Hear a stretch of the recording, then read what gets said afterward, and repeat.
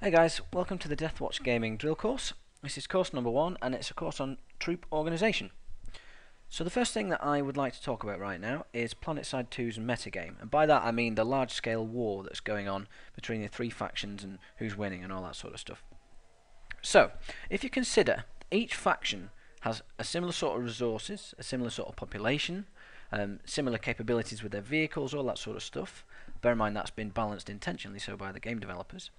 How is it possible for one faction to come out on top, to win? Now the simple answer is that the winning faction has to be more efficient with their resources than all the others. And by more efficient I mean use your vehicles more effectively, use your troops more effectively, cap points quicker. The best example would be if one platoon of organised people can effectively engage 3 platoons of unorganised people. This will translate itself to those 2 extra platoons not being elsewhere on the continent, allowing the rest of our faction to dominate where they wouldn't be. It's that kind of efficiency that we're aiming for. So now I'm going to talk about exactly how we organise ourselves to try and get that efficiency. So, the way we organise ourselves is to use platoons. And a platoon is made up of 4 squads: Alpha, Bravo, Charlie and Delta. A platoon is led by a platoon leader, believe it or not. Now the platoon leader has several responsibilities, the most important of which is to ensure that the different squads have objectives to try and achieve. And it's important that these different objectives sort of come together to support one another in a kind of grand plan with regards to the metagame. Another important responsibility is that the squad leaders of each squad are aware of what the other squads are up to. It's important that each squad has this sort of interconnectivity going on, and it's not just 4 different groups playing the game separately. So, an example of the type of order a platoon leader would give would be: Alpha Squad, you're going to take the left flank of this canyon in order to allow Bravo Squad to move up on the right hand side more safely. Now squad leaders are responsible for leading squads, shockingly, and a squad is made up of 12 people. Now I can't stress enough that the squad leader actually has the hardest job out of everyone, because it's his responsibility to make sure that the objectives he's been given by the platoon leader are met, and it's completely up to him how that is achieved. So once again, a platoon leader is not going to be telling individual members of squads how to do things. He's not going to be telling Alpha Squad as a whole how to capture something. It is the squad leader's responsibility to work out the tactics of each individual objective. Squads are broken down further into 2 fire teams. So if we take Alpha as an example, Alpha 1 to 6 will be Fire Team 1, always, and Alpha 7 to 12 will be Fire Team 2, always. The reason why we split the squads like this is because, as you'll find out in later videos, we have tactics that very much depend on the 2 fire teams being independent of one another. You should be aware that we have a communications setup which will allow fire teams to communicate with one another without the other fire team hearing it. And I'm not going to go into the detail of how we do that now, but that will be explained in course 2, the course on communications. You'll also note that when we do split into fire teams, there is a 2IC, a second in command, who will take charge of fire team 2. So when the fire teams split off, the squad leader is in charge of fire team 1, and the 2IC is in charge of fire team 2. Also bear in mind that the squad leader is going to be telling what he wants the 2IC's fire team to be doing.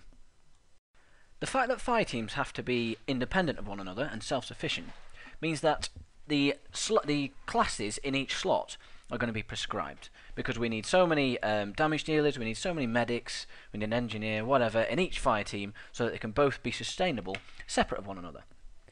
The standard setup in each fire team is going to be as follows. There's going to be 3 heavy assault slots, there's going to be 1 medic, 1 engineer and 1 specialist slot.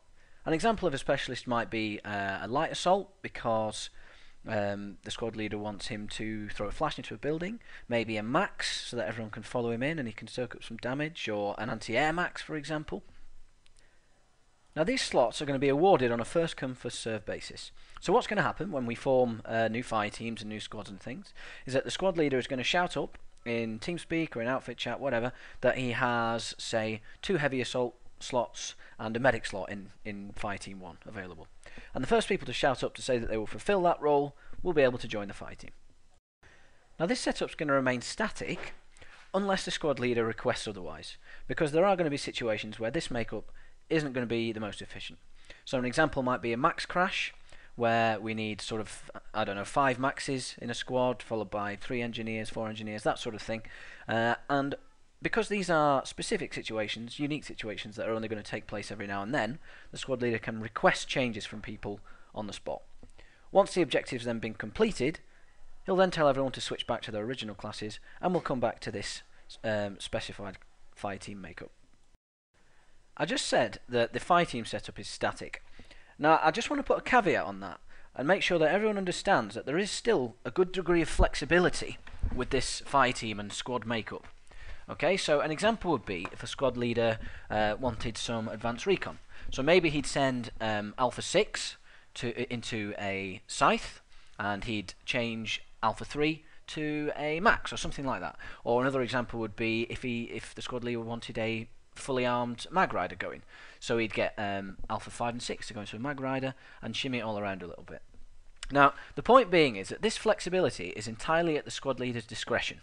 Okay, so if, for example, the squad leader says to Alpha 2 that he wants him to go heavy assault, but Alpha 2 doesn't feel like playing heavy assault at the time, then Alpha 2 is going to have to disappear, play in a different squad, you know, a non-tactical squad, and the squad leader will then shout up in the outfit that he has a heavy assault slot for someone to use. The point being that the squad leader has to have final say on what classes his squad and his fire teams are made up of, because this is the way that we achieve the maximum efficiency. One person's running the show, being told the overall objective by a person above him, and we can then start making some good changes to the overall metagame, which is what the outfit's here to do.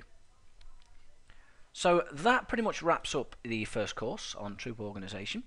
Thanks very much for listening, and the next course, course 2, is going to be on communications, and that's going to involve how to set up TeamSpeak, because we've got a fairly advanced setup going so that you can talk to certain people at certain times, and also the correct method of communication on TeamSpeak. So I'll see you all there for course 2. Thanks.